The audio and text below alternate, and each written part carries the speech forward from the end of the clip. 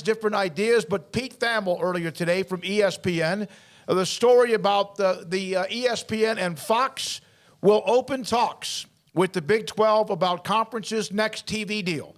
Now, there's a lot of different ways to look at this. Open talks does not mean it started today. Open talks means that at some point they will open talks. There's also various ways of opinions from different people about what does this actually mean.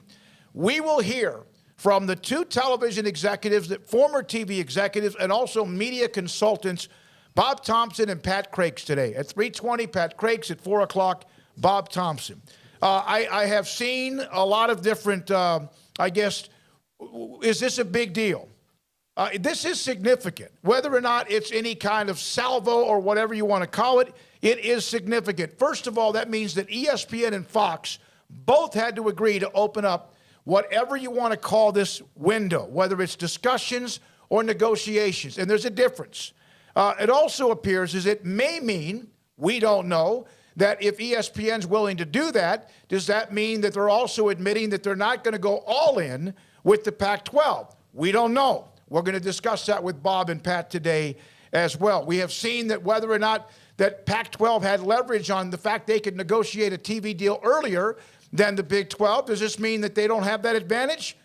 We don't know, but there does seem as if there could be something to that as well. Paul Catalina and Craig Smoak. Well, I mean, look, it takes away a little bit of advantage if you can say, especially if you like what you hear and you can get a deal done maybe quickly. The Pac-12 still has to contend with something the Big 12 currently does not, and that is the fact that they've got teams on their list that in their conference that would be higher up on the Big Ten's list than the Big 12 do. So when it comes to negotiating, I wouldn't worry if I'm the Pac-10 about maybe your overall number, because I bet you probably know what that's going to be now. What I would worry about is the fact that are teams like Oregon, Washington, and Stanford really all in on the negotiations, or are they kind of just, have one foot in both camps? Okay, well, back to the number that they think they know, or whatever hard number they might have.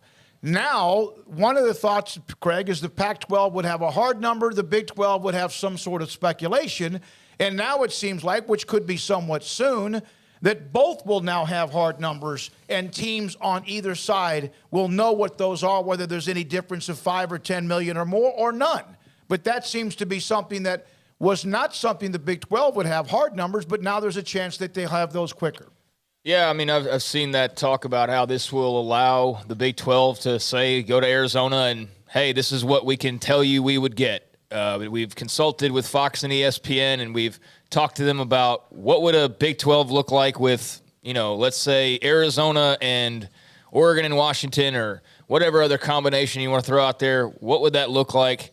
What would that, draw number-wise from a TV network? I figure they're going to have a much better idea on that, clearer idea on what that would look like. I think Brett Yormark's being aggressive. I also think the Big 12's, obviously making a chess move today. I mean, how often do we see conferences basically put out there that they're entering TV rights? I mean, we saw it with the Big 10. We saw it confirmed with the Pac-12, but just thrust out there in that way. So I think there is some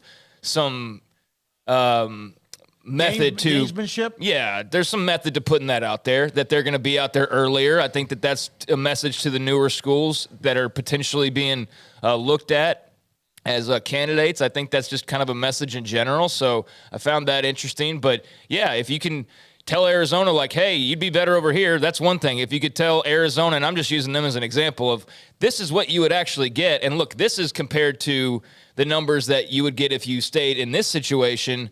Hey, what no-brainer, what's better? And it would be more enticing. That's where I see the benefit for the Big 12 potentially. And yes, it does cut off the Pac-12's advantage per se, off at the knees a little bit. There's still that late window. But of course, I've been saying for like 2-3 months now, I know it's not an exact science, but in theory, if you had BYU and you picked a couple of schools that are out in those time zones to, neighbor with them, that late window is a lot more doable for the Big 12 conference. So that's something that I think is perhaps in their pocket as well. So we'll see on what the feedback they get. Here is Brett Yormark, and this is the Big 12 conference press release from earlier statement. It's an exciting time for college athletics given the changing landscape.